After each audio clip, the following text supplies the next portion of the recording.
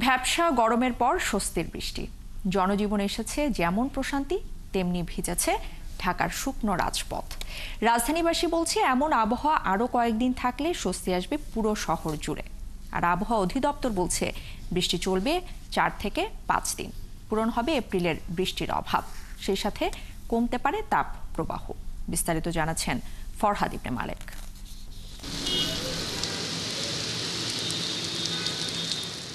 মেঘাচ্ছন্ন আকাশের বুক চিরে হঠাৎই বৃষ্টির ফোঁটা তপ্ত নগরীর বুকে। শীতল বাতাস আর বৃষ্টির ঝাপটায় রাজধানীবাসী নিমেষেই ভুলে গেল টানা কয়েকদিনের তীব্র গরমের ক্লান্তি। সবার জন্য তাই এ বৃষ্টি যেন আশীর্বাদ হয়ে এলো। অনেকদিন পরে ভাই প্রচন্ড গরম, ভালো লাগতেছে, ঠান্ডা পড়ছে বৃষ্টির জন্য।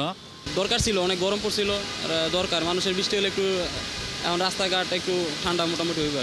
গরমের সাথে বৃষ্টি দরকার ছিল, ওয়েদারটা অনেক গরম ছিল, এখন আল্লাহর মতো ঠান্ডা ওয়েদার লাগতেছে। এখন এইভাবে যদি বৃষ্টি হতো তাহলে আমাদের জন্য সুবিধা হতো। স্বস্তির এই বৃষ্টিতে তাই দুরন্তপনায় মাতল কিশোর দলও।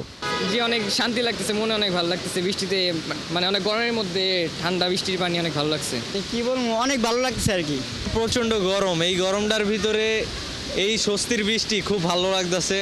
আবহাওয়া অধিদপ্তর বলছে বৃষ্টির পর রাজধানী সহ দেশের বিভিন্ন এলাকার তাপপ্রবাহের পরিমাণ কমে যাবে।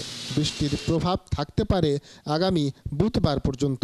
এই সময়ের বৈশিষ্ট্যটা এরকম, যখন বৃষ্টিপাত হবে তাপমাত্রাটা কম থাকবে, সহনীয় অবস্থায় থাকবে। যখন বৃষ্টিপাতটা কমে আসবে তাপমাত্রাটা ক্রমান্বয়ে বাড়তে থাকবে।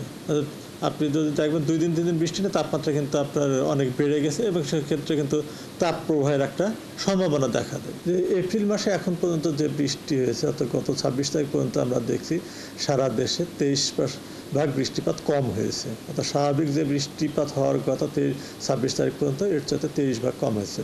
তবে মাস শেষে হয়তো বৃষ্টি স্বাভাবিকের কাছাকাছি চলে আসবে। বৃষ্টি থাকলেও আগামী 1 সপ্তাহ ঝড়ের তেমন সম্ভাবনা নেই বলে জানিয়েছে আবহাওয়া অফিস। ফরহাদ ইবনে মালেক, 71, ঢাকা।